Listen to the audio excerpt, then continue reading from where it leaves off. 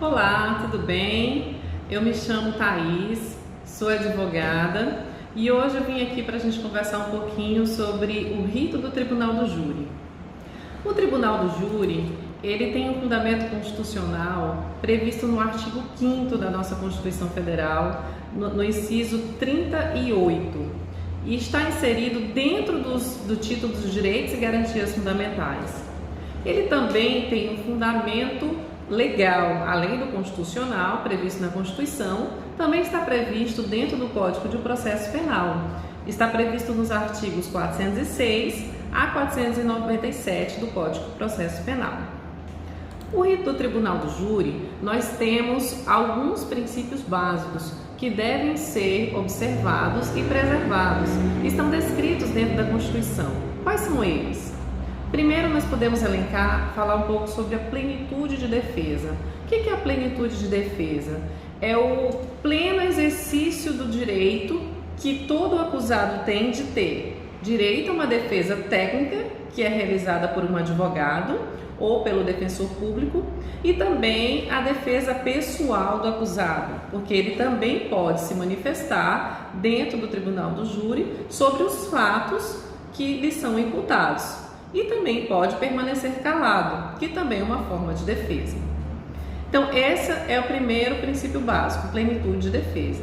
O segundo corresponde ao sigilo das votações. O que quer dizer isso? Os jurados, eles vão responder a uma pergunta, e a resposta é sim ou não, a partir das cédulas que lhes são entregues, e eles votam independentemente de qualquer fundamentação. Isso quer dizer que eles não precisam dizer o porquê que eles estão votando sim ou não. E eles colocam essa votação dentro de uma urna específica. Importante falar que, diferente dos Estados Unidos, na Corte Americana, os jurados eles podem conversar sobre o seu veredito. No Brasil, não. Eles têm que manter a incomunicabilidade e, por isso, também resguardando o seu sigilo de votação. Além disso, nós temos a soberania dos vereditos. O que quer dizer soberania dos vereditos? Quer dizer que, como regra, o tribunal ele não pode alterar a votação do jurado, a não ser que, de alguma forma, essa votação seja contrária às provas que estão dentro dos autos. Então, dessa forma, apenas assim, como exceção, pode haver uma reforma dessa soberania dos vereditos. Caso contrário, não. Além disso, a quarta e o último princípio básico é a competência para julgar os crimes dolosos contra a vida. Lembrando que essa é uma competência mínima. Por quê? Porque, a princípio, de regra, o Tribunal do Júri julga os crimes dolosos contra a vida, que são aborto, homicídio, infanticídio, mas se houverem outros crimes que são conexos com esses crimes, como por exemplo porte de arma, como por exemplo lesão corporal, esses crimes também podem ser julgados dentro do plenário do júri. Então, só fazendo uma revisão, os princípios básicos do Tribunal do Júri são 4: plenitude de defesa, sigilo das votações, soberania dos vereditos e competência para julgar os crimes dolosos contra a vida. Certinho? Além disso, nós podemos dizer sobre os procedimentos do Tribunal do Júri. Como que funciona o procedimento do Tribunal do Júri? É um procedimento que nós chamamos bifásico. Bifásico porque compreende de 2 fases. Então, a primeira fase é a fase chamada de Judicium Accusationis ou chamada de instrução preliminar. A segunda fase é a Judicium Causae, ou chamada de julgamento no Tribunal do Júri. Agora nós vamos falar sobre a primeira fase. A primeira fase, quando ela se inicia? Ela se inicia após a realização do inquérito policial. O Ministério Público recebe esse inquérito e aí ele pode realizar a denúncia ou não. Para ele realizar a denúncia, o Ministério Público tem um prazo específico. Ele deve realizar a denúncia no prazo de 5 dias se o réu estiver preso ou de 15 dias se o réu estiver solto. E aí ele realizando essa denúncia, ele faz para quem? Ele faz justamente para o juiz do da vara do Tribunal do Júri. Então, aí começa-se a primeira fase, quando o juiz recebe essa denúncia. Quando o juiz recebe essa denúncia no Tribunal do Júri, ele tem duas opções. Ou ele vai aceitar a denúncia, ou ele vai rejeitar a denúncia.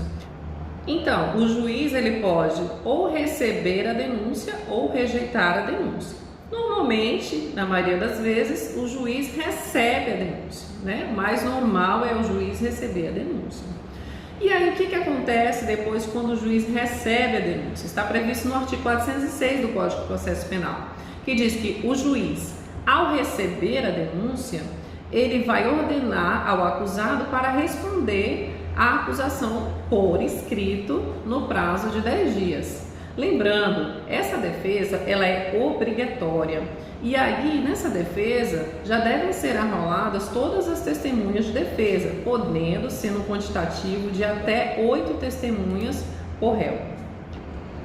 Então, após apresentada a defesa escrita, que ela é obrigatória por parte da defesa, se houverem questionamentos quanto às preliminares ou alguma outra diligência solicitada pela defesa, o juiz vai devolver essa defesa escrita para a manifestação do Ministério Público, para que ele também tome conhecimento sobre documentos, provas juntadas, conforme está descrito no artigo 409 do Código de Processo Penal. Após essa manifestação do MP, então é designada a audiência de instrução e julgamento, na forma do artigo 411 do Código de Processo Penal.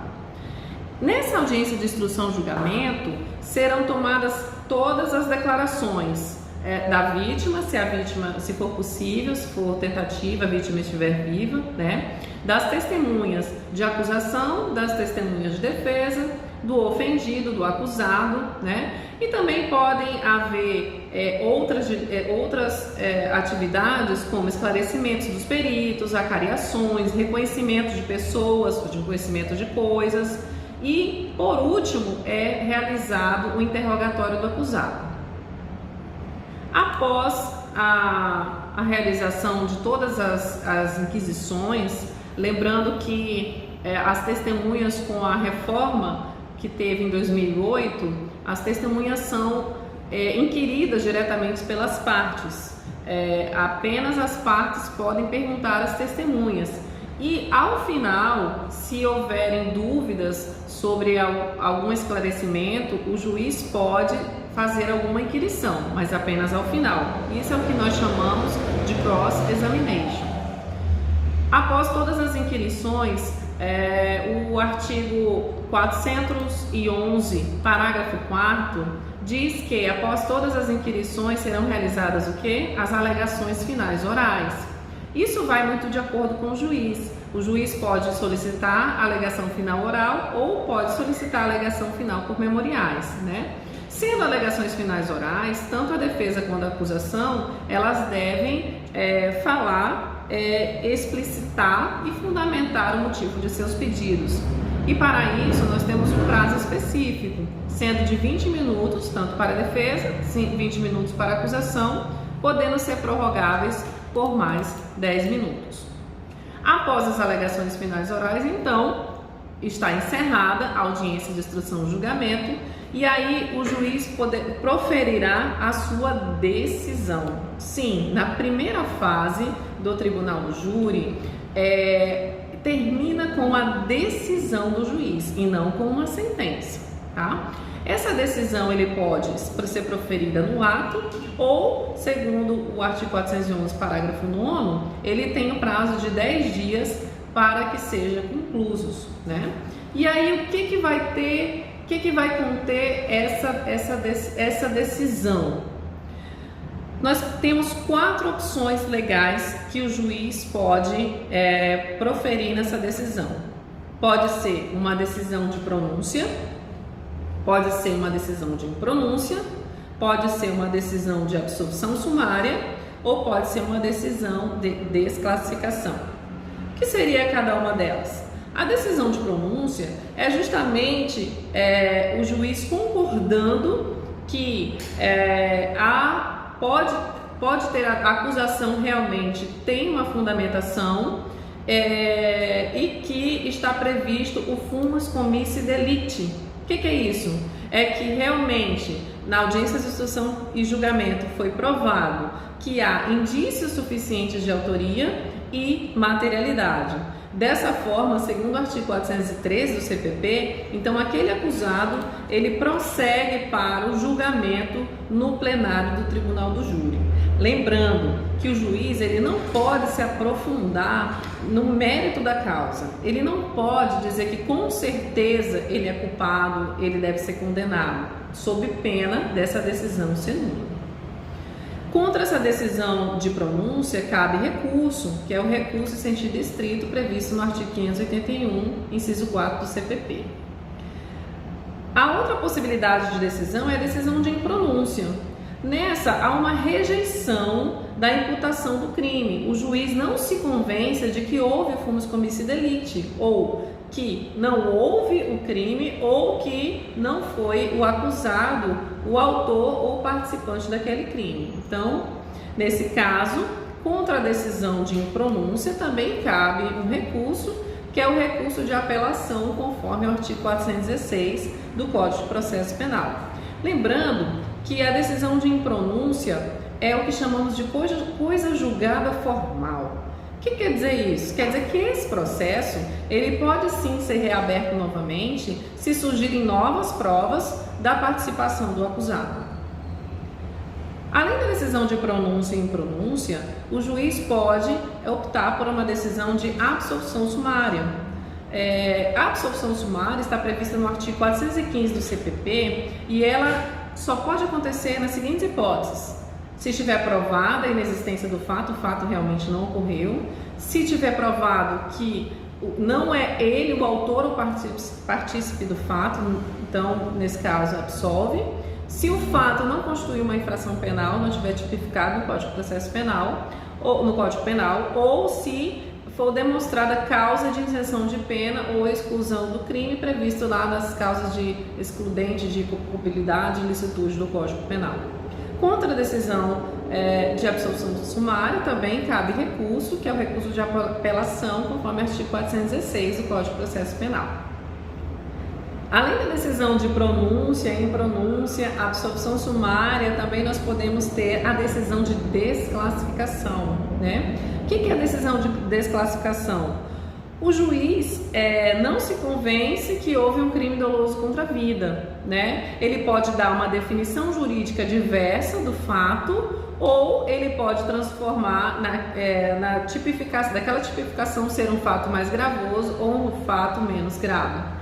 Por exemplo, digamos que a intenção do autor não era matar a pessoa, não havia o ânimos necandi, o dolo de matar, né? Mas sim ele queria lesionar. Então, nesse caso, o juiz desclassifica de homicídio para lesão corporal. E aí essa desclassificação, na doutrina, né, ela classifica ela como própria ou imprópria. O que é a desclassificação própria? É quando o juiz dá ao fato uma nova classificação jurídica e a competência ela não é mais do Tribunal do Júri e o processo vai ser remetido ao juiz singular.